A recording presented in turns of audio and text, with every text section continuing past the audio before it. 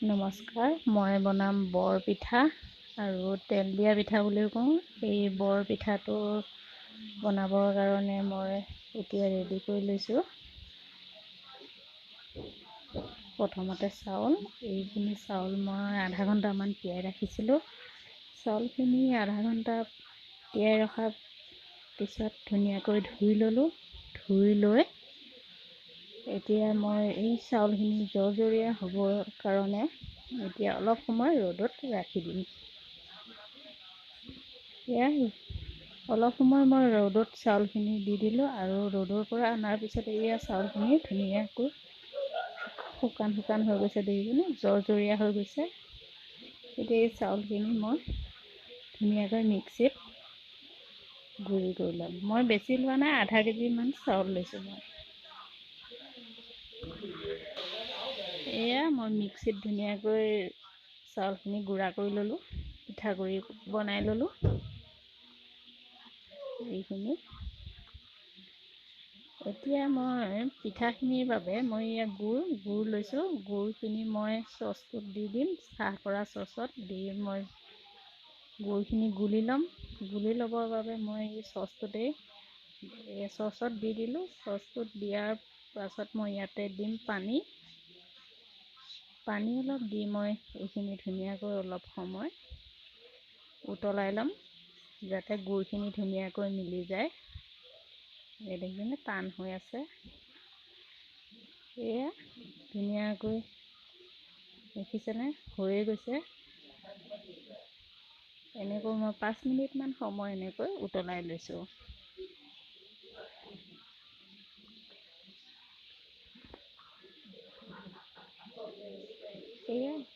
ধুনীয়াকৈ হৈ গ'ল। গুড়খিনি গোলা হৈ গৈছে, ধুনীয়াকৈ গলি গৈছে। এতিয়া মই ঠাণ্ডা হ'বৰ বাবে ৰাখি থৈ দিম।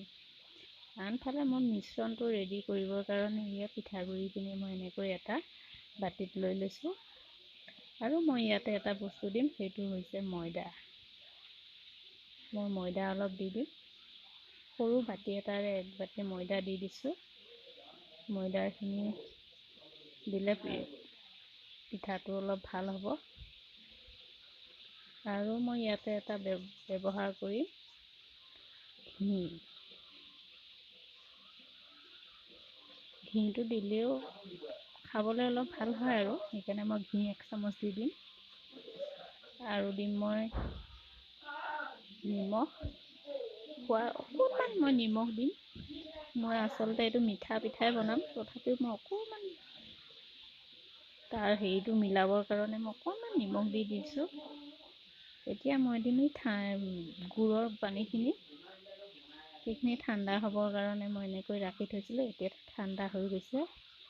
এনেকৈ দি এতিয়া মই লাহেকৈ গোটেই মিশ্ৰণটো ৰেডি কৰিম। দেখিছেনে? মই গোটেই মিশ্ৰণখিনি ধুনীয়াকৈ ৰেডি কৰি ল'লোঁ।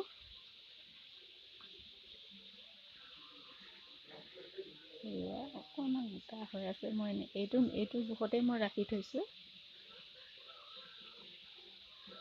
আধা ঘণ্টামান সময় মই ৰাখি থৈছিলোঁ। আধা ঘণ্টা সময়ৰ পিছত দেখিছেনে? এতিয়া মই কেৰাহী পাতি দিছোঁ। কেৰাহীত তেল গৰম হৈছেই। মই এটা এটাকৈ বনাম, এনেকৈ সকলোৱে বনায়। এতিয়া কেৰাহীত দি দিছোঁ এনেকৈ। ইয়াৰ পাছত লৰাব নালাগে, পিঠাটো নিজেই ফুলি আহিব। দেখিছেনে? পিঠাটো ফুলি আহিছে।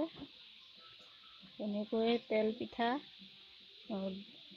বৰ পিঠা এনেকৈ বনোৱা হয়।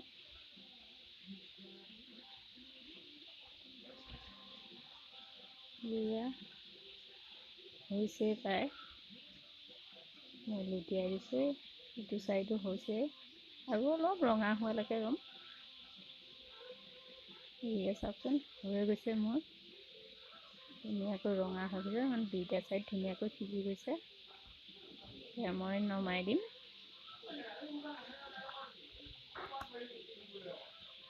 এনেকৈ মই 2টামান পিঠা বনাই লওঁ।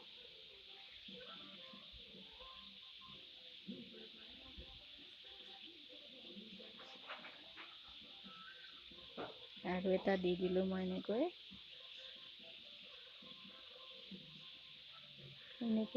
বনালে সহজ হয়। পিঠাটো ধুনীয়াকৈ ফুলি আহিছে দেখিছেনে?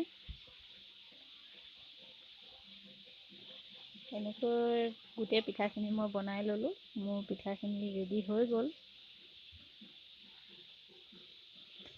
ইয়াত তেল পিঠা ৰেডি হৈ গ'ল। তেল পিঠা অথবা বৰপিঠা, আমি তেল পিঠাও কওঁ, বৰপিঠাও কওঁ। সেয়া মোৰ পিঠাখিনি ৰেডি হৈ একেবাৰে সহজ পদ্ধতিত বনালোঁ। আৰু যদি ভাল লাগে প্লিজ ভিডিঅ'টো লাইক এটা কৰিব, কমেণ্ট কৰিব আৰু চেনেলটো ছাবস্ক্ৰাইব কৰিব যিসকলে নতুনকৈ আহিছে।